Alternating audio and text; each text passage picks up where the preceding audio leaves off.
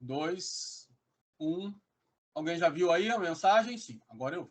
Sim, senhor, positivo. Sim, Maravilha, boa tarde a todos, boa tarde a todas. Sejam muito bem-vindos à defesa de monografia da nossa querida Márcia Havana Vieira Lopes.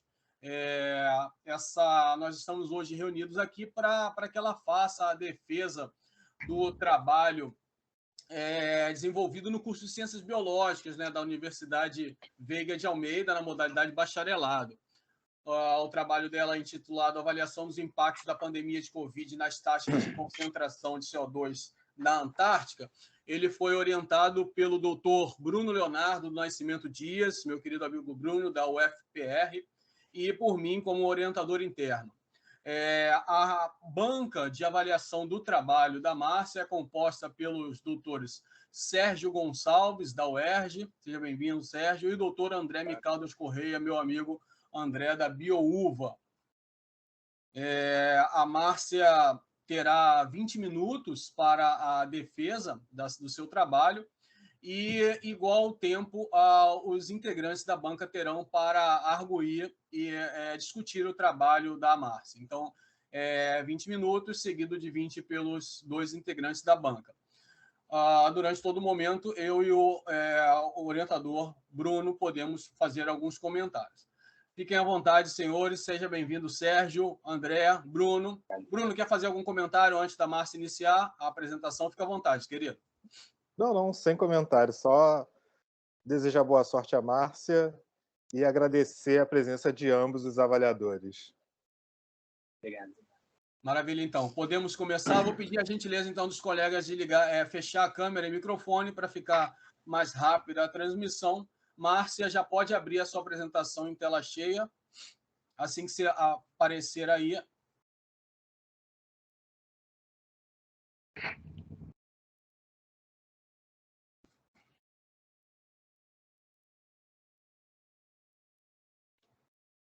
Já está compartilhando, Márcia? Agora está indo. Sim, está abrindo, está abrindo. Eu tinha esquecido.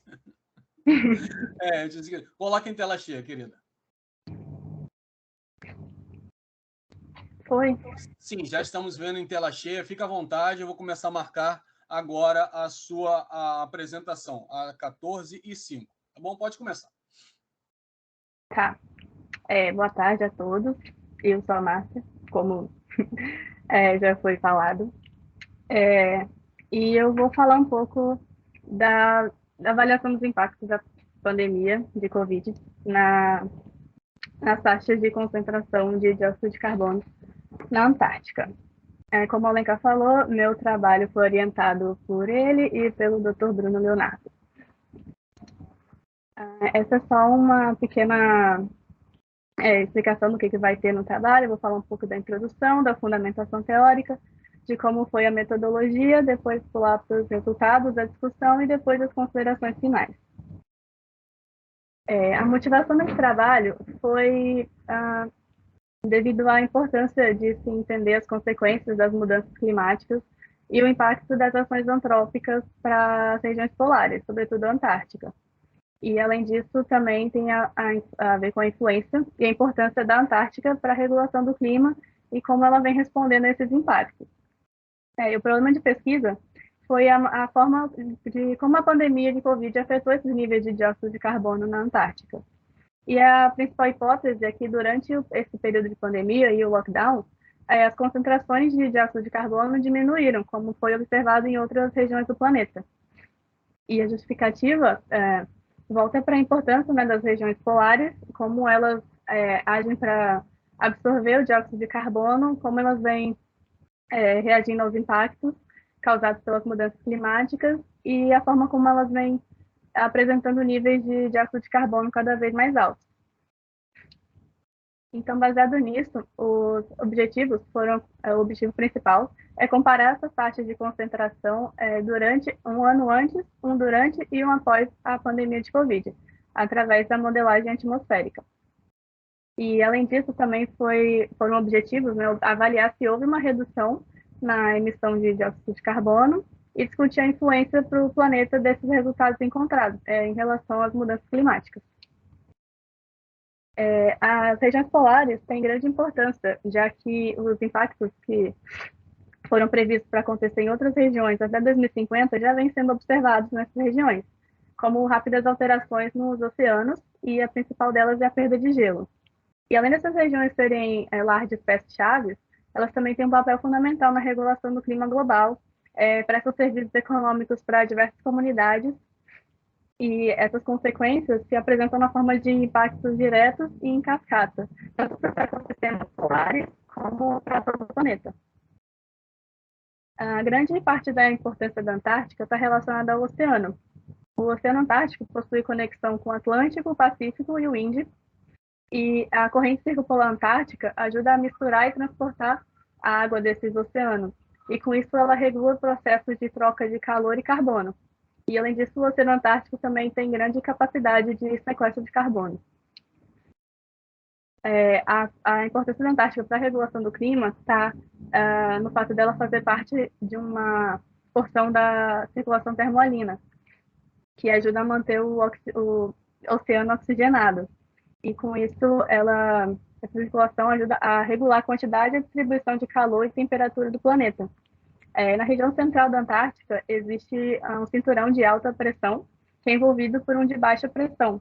E juntos eles criam sistemas que migram para o norte e para o nordeste da Antártica e podem chegar ao sul do Brasil e também à porção sudeste do Oceano Atlântico. O estudo dos testemunhos de gelo permite registrar e avaliar essas variações na concentração de gases de efeito estufa na atmosfera. E estudos mais recentes, ou não tão recentes, vêm mostrando que mudanças acentuadas nesses níveis vêm acontecendo. E eles também mostraram que existe uma relação entre a temperatura global e a quantidade de dióxido de carbono na atmosfera. E foi mostrado que nas eras glaciais havia menos dióxido de carbono na atmosfera do que nas eras interglaciais. O carbono está presente em todas as moléculas orgânicas e quando ele é achado fossilizado, é utilizado como combustível. E a partir da Revolução Industrial, houve um aumento na aceleração do uso desses combustíveis fósseis, e o aumento no uso causou um aumento do CO2 na atmosfera. E esse aumento na atmosfera está associado a mudanças no clima. O dióxido de carbono é o mais forte agente antropogênico para as mudanças climáticas. E aqui vale ressaltar o papel da fotossíntese nesse processo, já que as plantas e os organismos fotossintetizantes, ao absorver o dióxido de carbono da atmosfera para produzir o seu alimento, faz com que haja uma redução nos níveis na atmosfera. E há uma relação entre o nível da atmosfera e nos oceanos, já que quando o dióxido de carbono é absorvido pela água, ele forma compostos iônicos.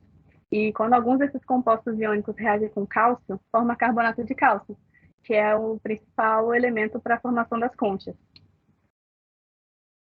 A poluição acontece por processos naturais, como as erupções vulcânicas ou as cinzas e a fumaça de queimadas.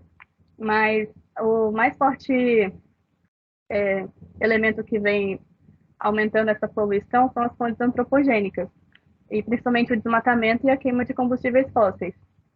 E por milhares de anos, os níveis de dióxido de carbono na atmosfera se mantiveram estáveis, em níveis não prejudiciais, mas as intervenções humanas vêm alterando esse cenário. Em 1958, o Charles Keeling começou a fazer medições desses níveis de dióxido de carbono na atmosfera, numa estação meteorológica no Havaí. E ele percebeu que haviam variações sazonais nos níveis de dióxido de carbono. Então, quando as plantas estavam na estação de crescimento, os níveis eram menores. E quando elas morriam, eles começaram a aumentar. E essa variação, essa flutuação, ficou conhecida como curva de Keeling. E ele também foi o primeiro a perceber que, apesar dessa variação periódica, os níveis de dióxido de carbono aumentavam a cada ano. Já que eu falei um pouco da importância dos oceanos, é importante também falar de alguns dos impactos que eles vêm sofrendo. E o principal deles é a acidificação, que é a diminuição do pH da água. E esse aumento de acidez causa um ambiente corrosivo, principalmente para os organismos que formam conchas, produzem conchas. E com isso pode acontecer uma redução de espécies num ambiente onde a biodiversidade já não é tão grande. Também podem haver mudanças na distribuição de espécies. Já foi observado um deslocamento para o sul de espécies que não estão acostumadas com o calor, e já foram detectadas também espécies invasoras de macroalgas e de invertebrados bentônicos. E esse deslocamento para o sul causa uma pressão nas populações que já vivem ali. Também é previsto que ocorra mudanças na produtividade primária, com alterações na disponibilidade de nutrientes e luz, e pode acontecer de ter um impacto na produtividade primária global, já que muitos dos nutrientes ficam aprisionados ali. Também vão ocorrer mudanças nas cadeias alimentares, nas vias energéticas e na estrutura. Quando espécies tróficas mais elevadas acabam alterando a abundância de espécies tróficas menos elevadas, que é o efeito top-down, e quando o contrário acontece também, quando as espécies na base da cadeia impactam toda a cadeia e, consequentemente, as espécies mais elevadas, que é o efeito bottom-up. E a perda de gelo vai causar a abertura de novos habitats, e também vai fazer com que haja alteração na produtividade primária.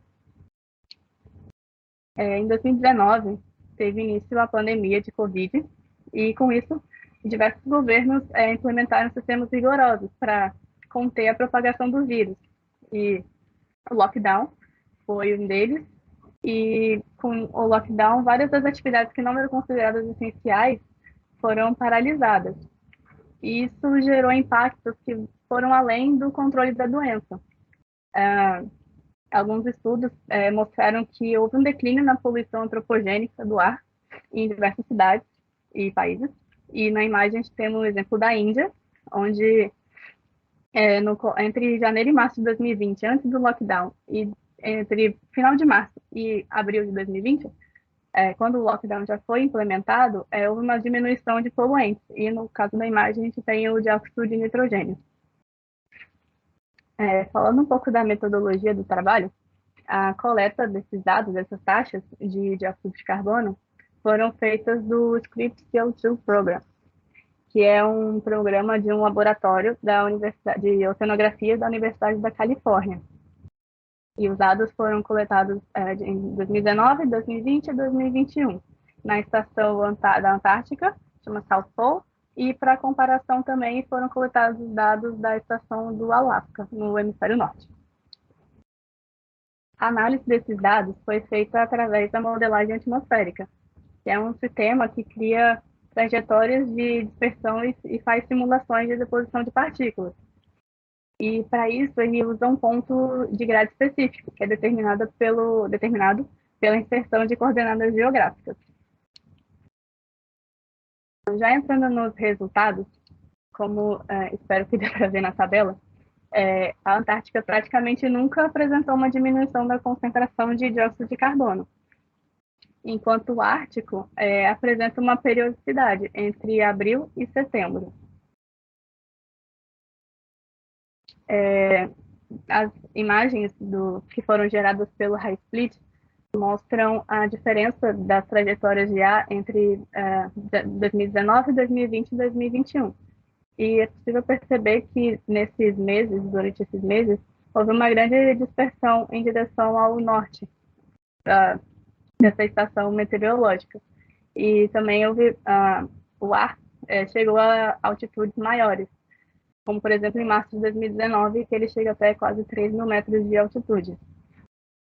E essa diferença de concentração entre o Ártico e a Antártica pode ser explicada pela grande amplitude no ciclo sazonal de dióxido de carbono no hemisfério norte, que é impactado pelas grandes massas de terra e as coberturas vegetais, que também são sazonais. E, no geral, o Ártico apresenta valores mais elevados porque é no hemisfério norte, onde a maior parte da população reside. Já em setembro, dá para perceber, eu espero, pelas trajetórias, que as massas de ar ficam menos concentradas. é como se houvesse uma menor dispersão. E elas, ao contrário do que acontece em março, elas se deslocam para o sul do hemisfério e alcançam menores altitudes, como, por exemplo, em setembro, que ele chega até no máximo 1.500 metros. E esse ciclo sazonal, ele acontece devido a eventos de El Niño cada vez mais intensos, que fazem com que as regiões tropicais fiquem mais secas, haja uma diminuição do crescimento das árvores, e com isso há um aumento de incêndios florestais. E coincide também de setembro ser o fim do crescimento das plantas. Por isso, a partir desse mês, os valores voltam a subir. A alternância de episódios de glaciação e de eras interglaciais sempre foi um marco na história do clima do planeta. E nessas eras interglaciais, as temperaturas mais elevadas nas zonas polares e nos oceanos eram frequentes. E o clima moderno da Terra é caracterizado por grandes massas de gelo polar e diferentes gradientes de temperatura entre a linha do Equador e os polos. A glaciação da Antártica foi um ponto crítico para entender o papel do dióxido de carbono atmosférico nas mudanças climáticas, já que nesse período houve um declínio das concentrações de dióxido de carbono, combinado com também uma diminuição da temperatura global. Nas eras glaciais, as águas dissolviam grandes quantidades de dióxido de carbono, o que fez com que houvesse uma redução desse poluente na atmosfera. E somado a isso, existia uma grande produtividade primária, impulsionada pela chegada de nutrientes através da ressurgência. E com isso, os valores de dióxido de carbono se mantiveram baixos durante milhares de anos.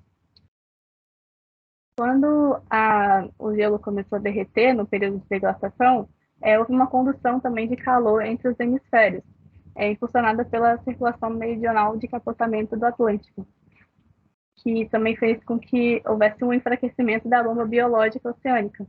Bomba biológica são os organismos fotossintetizantes, como fitoplânctons e outros organismos.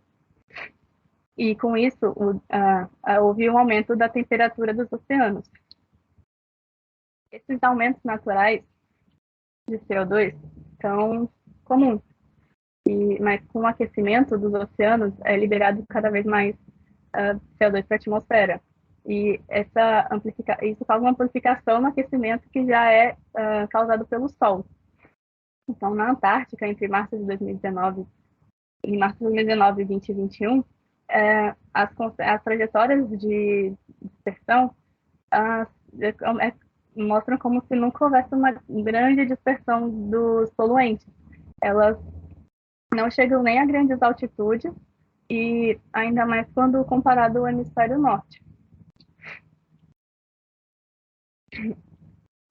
O aumento de dióxido de carbono na atmosfera é impulsionado também pelo movimento de água, das massas de água, quando as águas quentes do hemisfério norte chegam ao sul e as águas frias do sul chegam ao norte, que é um fenômeno chamado de gangorra bipolar.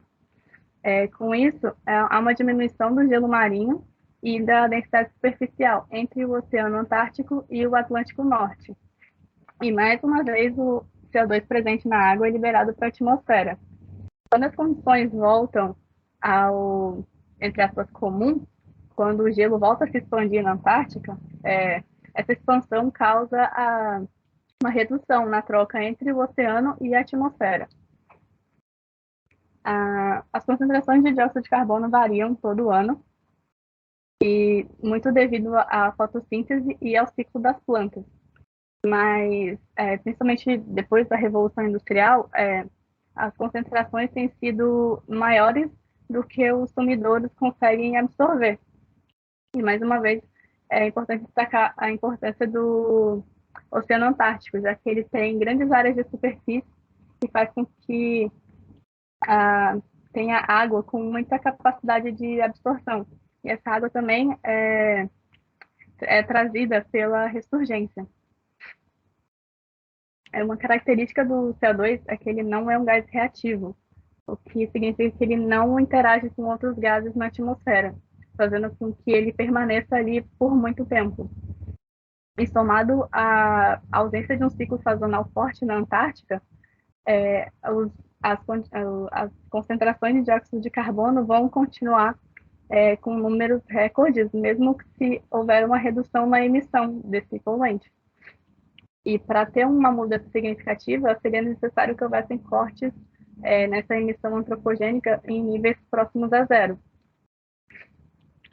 A demanda global por energia tem como piorado esse cenário das mudanças climáticas.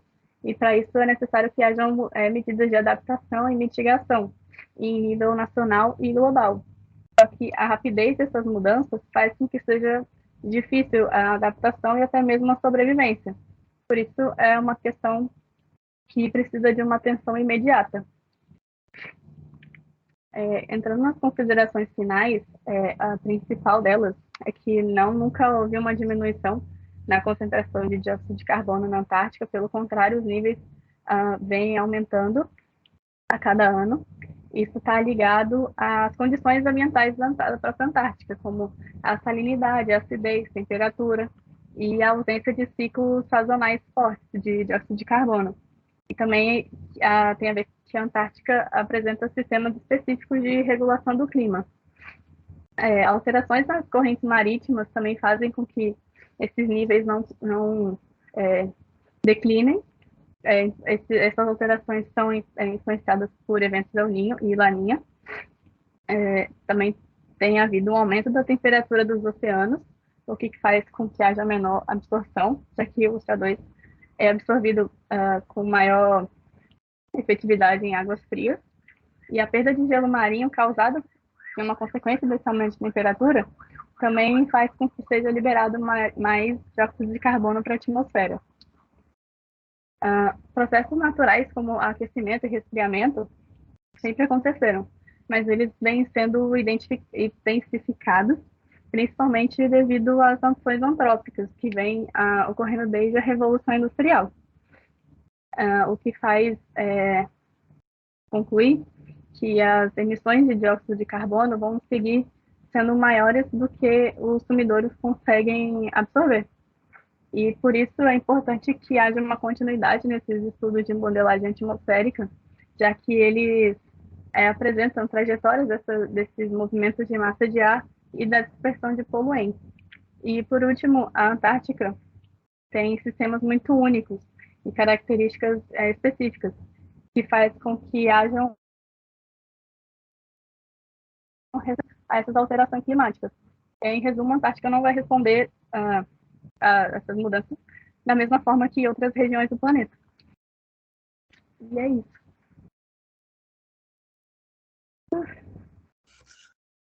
Legal, Márcia, já estou de volta aqui. Pode parar o compartilhamento de slides. Parabéns pela sua apresentação. Legal, já estamos voltando aqui. Eu vou iniciar, então, a parte de avaliação do trabalho da Márcia. Mas, antes disso, eu gostaria de perguntar ao Bruno se ele tem algum comentário para fazer após a parte da defesa dela. Não? Podemos dar continuidade, Bruno? Maravilha, então.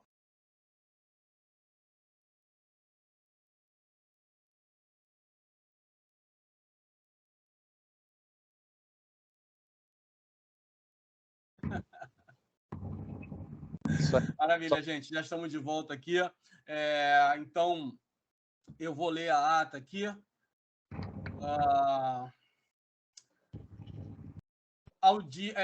Curso de Ciências Biológicas, ata de defesa de monografia. Ao primeiro dia do mês de dezembro de 2022, das 14 horas, através da videoconferência, reuniu-se a banca examinadora designada para arguir a monografia de final de curso de Ciências Biológicas, modalidade bacharelado, sobre o título Avaliação dos impactos da pandemia de Covid nas taxas de concentração de CO2 na Antártica, orientada por orientador externo Dr. Bruno Leonardo Nascimento Dias, UFPR, orientador interno Dr. Alexandre Santos de Alencar, Universidade Veiga de Almeida, sendo a referida banca constituída por Dr. Alexandre Santos de Alencar, UVA, presidente da banca, Dr. Sérgio Gonçalves, UERJ, Dr. André Micaldas Correia, UVA, a banca examinadora, em sessão secreta, deliberou pela aprovação da candidata Márcia Vânia Vieira Lopes, com grau 9, Rio de Janeiro, 1 de dezembro de 2022. Parabéns, Márcia. Parabéns pelo seu trabalho. Parabéns, Márcia! Viu? Parabéns, Só por Márcia. apresentação, parabéns.